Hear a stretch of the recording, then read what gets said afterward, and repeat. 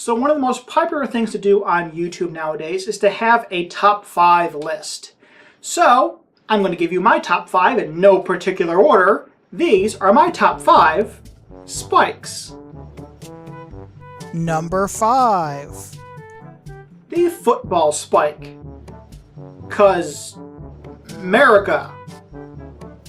Number 4. Spike Dudley, the lovable younger brother of the Dudley boys. If you don't know who he is, look him up. Number 3. Spiked Punch, because now the party has started. Number 2. Spike, from Buffy, and Angel. It's his name. Why not? And now, number 1.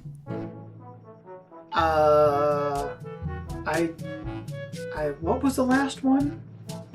What was the last spike? The last spike, what was it?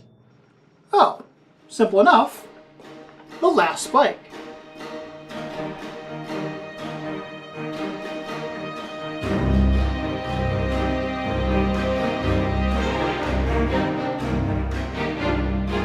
So Last Spike is all about building the railroad from St. Louis all the way to Sacramento. You'll be doing this by playing these tiles. And these tiles have coordinates on them and a value that you have to pay. So when you play one of these, you'll pay the amount on them and place it wherever it goes on the board. So let me show you how to start off with the game. Each player is going to start off with a certain amount of money depending on how many players are in the game.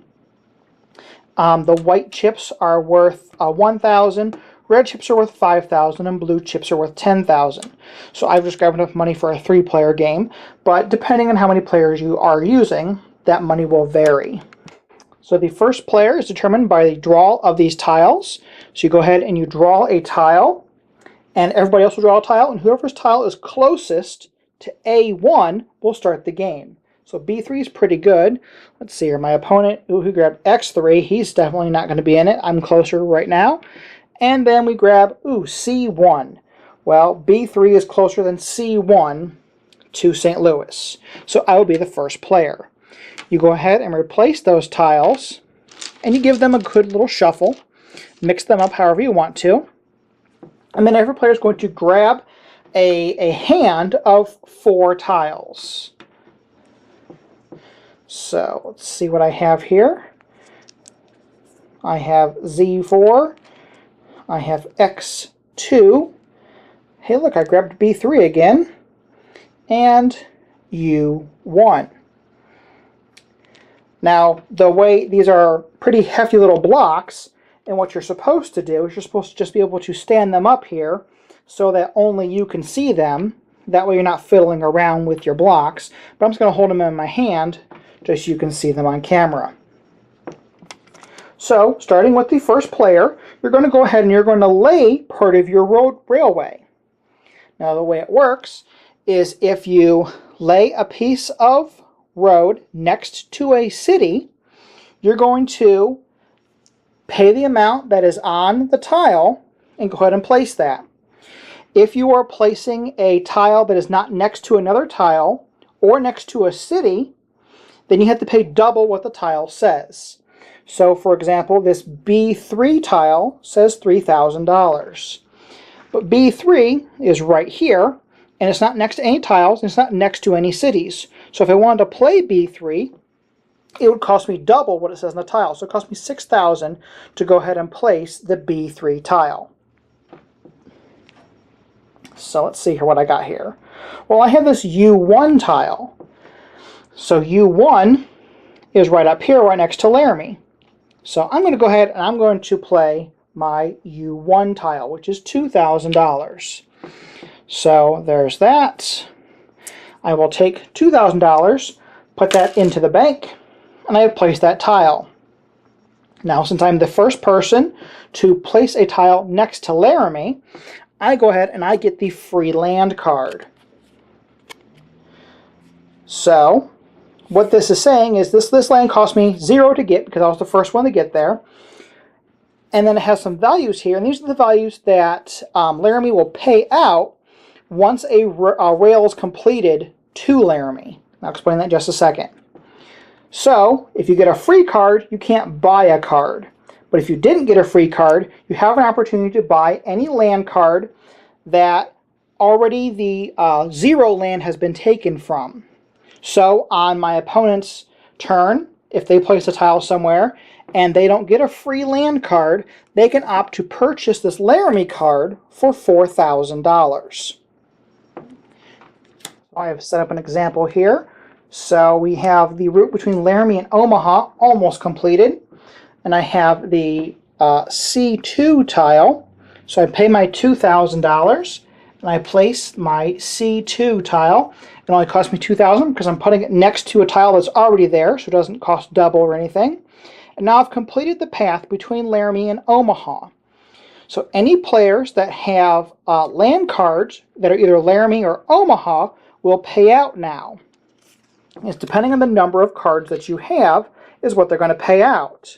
So me only having this one Laramie card, I would get $8,000.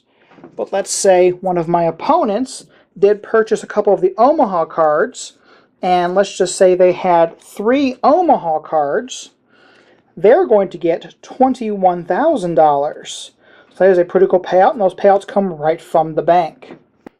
So showing you the end of the game here, I have the last spike in my hand, which is $3,000 to go ahead and place, because this is how the game ended up. E3 is the last one to get there. There's a couple other ways, but my turn came up next, so I'm going to go ahead and pay my $3,000 to place the last spike.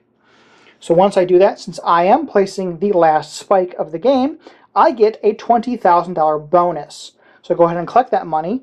Then Denver and Dodge City are going to pay out to anybody that has Denver and Dodge City land cards. Once that is complete, you look at your money in your hand, you count that up, and whoever has the most money at the very end of the game is the winner. This program is part of the Pathological Nerdcasters Network. Find more at pncn.rocks, where all the geeks come to play.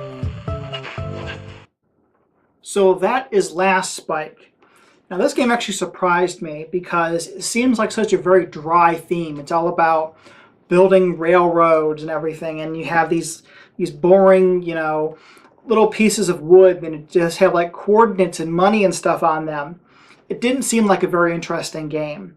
But when I was able to get into it and get it played, it was actually a lot of fun, and a lot of ways to think about what tiles you want to place out and when you want to buy these land cards, because these land cards vary from the different styles. For example, I have El Paso here. The first land card costs $4,000, whereas in St. Louis, the first land card, besides the free one, is going to be $6,000. So debating on when you want to get those is pretty interesting. Now, the game actually suggests that you play it The game actually suggests that you play it cooperatively and competitively, which seems a little weird to me. We definitely did not play this cooperatively. It suggests that you place the tiles down and you cooperate to build this railroad, but it suggests that you don't buy up land cards so that your opponents don't be like, well, I'm not going to build there because you have all those land cards. I think that's kind of the way the game works. It depends on the tiles that you have in your hand and just the luck of the draw. But this was something that my group really enjoyed.